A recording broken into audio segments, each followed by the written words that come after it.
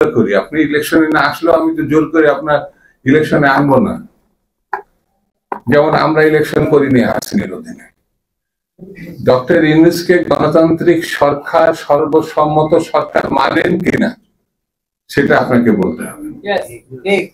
এটা গণঅভ্যুত্থানের সরকার, এই সরকার মানুষ রক্ত দিয়ে আনছে, সেই সরকার ইলেকশনে যাবে, আহ্বান করবে, আপনি সেই ইলেকশনে যাবেন না।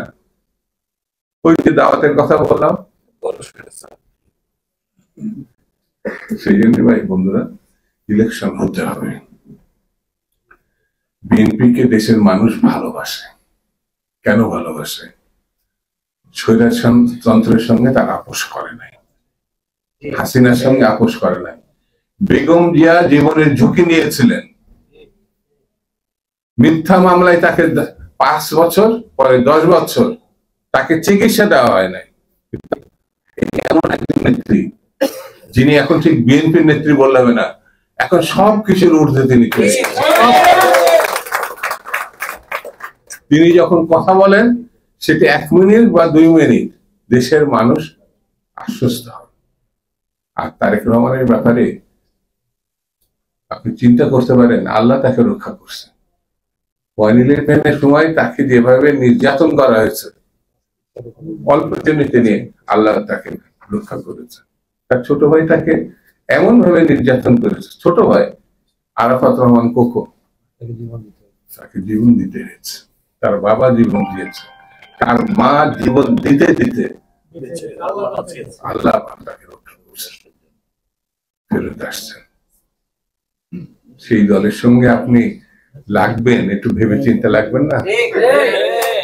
এই যে আমাদের এখানে খবর আছে, এখানে জানা আছে হাসিনা বারবার এরশাদের সঙ্গে হাত মিলিয়েছে, একাধিক। জামাত 86 এর ইলেকশন করছে এরশাদের অধীনে। বেগম জিয়া বলেছিলেন তখনই তিনি আপসীর নেত্রী, এই স্বৈরাচারের, সামরিক স্বৈরাচারের সঙ্গে কোনো আপোষ নাই, ইলেকশন করেননি। যে কারণে 90 অভ্যুত্থানের পরে এই যে জাতীয় বীর হিসাবে যাদেরকে দেখা হয় খবর, ডাকসুতে তাদের কেন নির্বাচিত করেছিল? এই আকর্ষণীয়তা। সেই জন্য গণতন্ত্র প্রতিষ্ঠার যে সুযোগ আমরা পেয়েছি, আপনি বিএনপিকে ঠেকাবেন কিভাবে? ঠেকাবেন? সাগর কখনো বাদ দিয়ে ঠেকানো যায়? বিএনপি তো সাগরের মতো, বিএনপি সাগরের মতো। জনাব জিয়া রহমান, শহীদ জিয়া রহমান মানে একেবারে মানে স্বাধীনতার ঘোষক, রণাঙ্গনের যোদ্ধা, কি নিষ্ক্রোশ একটা চরিত্র। এই দল তার হাতে প্রতিষ্ঠা। বেগম জিয়া এটাকে রাজনৈতিক দল হিসাবে সামনে এগিয়ে নিয়ে গেছেন। এখন জনাব তারেক রহমান আমাদের আশার আলো দেখাচ্ছেন। সেই জন্য যত বাধা বিপত্তি আসুক না কেন, ডিসেম্বর বা ফেব্রুয়ারি এর মধ্যে নির্বাচন হতেই হবে, হতেই হবে, এর সঙ্গে কোনো আপোষ নাই। এবং সেই নির্বাচনে কোন দল জয়লাভ করবে এটা মানুষের হৃদয়ে চলে গেছে। দেশে আসছে শুভ দিন, এইটা বলার জন্য মানুষ এখন উৎকৃত।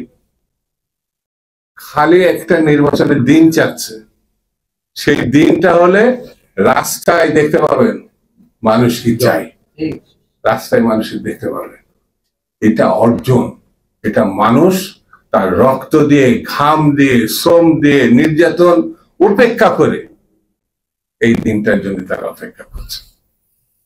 সেই জন্য যারা সকালে এক কথা, দুপুরে এক কথা, বিকালে এক কথা বলছেন, তাদেরকে বলবো আসেন ভাই, নির্বাচনে আমরা সবাই আসি।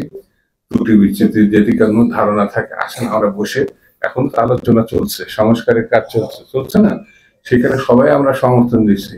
এই সংস্কারটা দ্রুত শেষ করে আমরা ফিল্ডে চলে যাই।